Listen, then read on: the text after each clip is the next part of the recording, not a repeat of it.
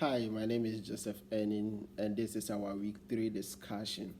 And week 3, we learned about emotions and stress.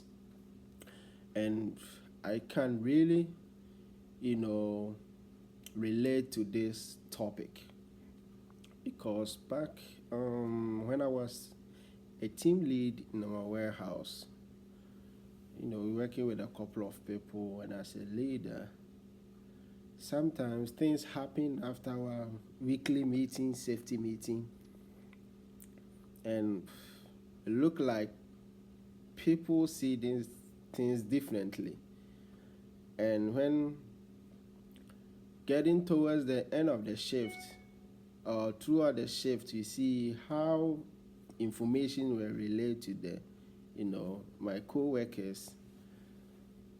People tend to move towards one direction. For instance, this week we were talking about emotional contagion, how emotions, how the tendency to feel and express emotion similar to and influenced by those of others. So I really got to the understanding that okay, that was emotional contagion because, for instance, when we give a safety topic and people begin to react differently, they ask themselves a question. Okay, we don't have this equipment. How do you want us to do it that way? It wouldn't work, and people complain.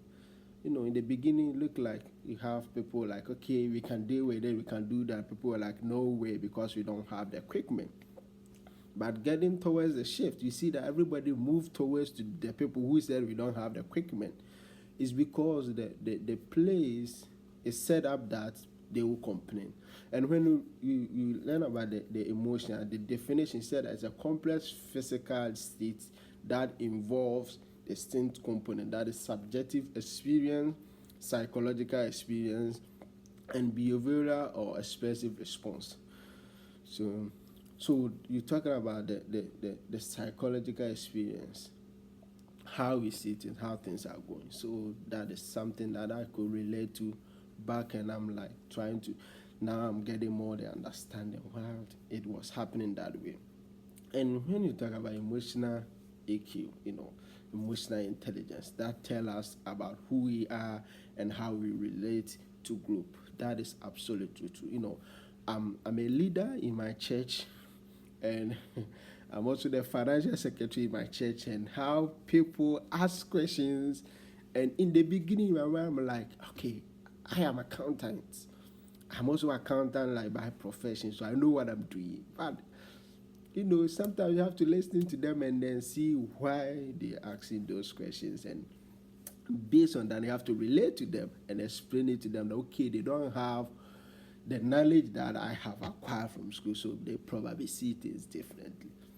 And talking about stress is something up to. I know stress is good, but stress is bad. But looking at the stress cycle, sometimes when you don't have anything to do, you are just bored. That it is. But when it's become too much, so it's make you stress out, and you kind of so bad, you're feeling bad about yourself. But actually, stress, reading this week, is kind of good because they help you to perform to your optimal performance. Yes, when you have a couple of things going on, that help you push you to do more. So yeah, this is something that I learned this week, and it's really helpful, and it has given me more insight to look at stress differently. Like, not when you say stress, it's not like it's really bad how people who don't have any idea about it will think of, but stress can also be good.